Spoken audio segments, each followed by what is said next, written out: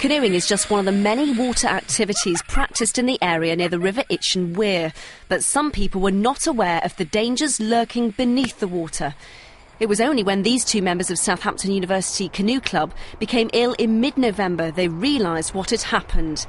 Doug and Tom both tested positively for Weil's disease, which their doctors believe they must have caught from the water.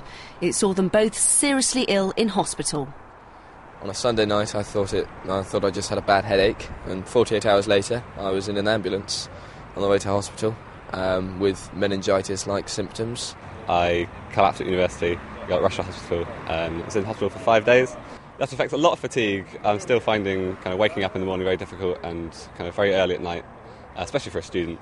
Weil's disease is transmitted through rats' urine and can lead to fatal consequences. Andy Holmes was one of the unlucky ones. The Olympic rower died 2 years ago. If infected, symptoms include high fever, severe headaches and muscle pain. It enters the body through cuts on the skin and through the lining of the eyes, mouth and nose. Symptoms can take 3 weeks to develop. Normally, when we have cases associated with water activities on rivers, it's usually just 1 or 2 cases and that's it. So to have 5 is more than one would expect.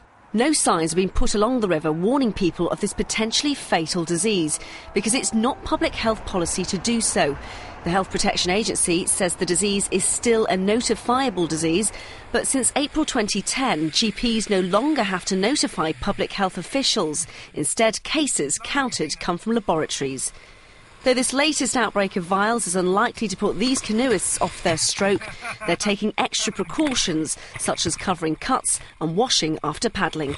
Danny Sinha, BBC South Today in Southampton.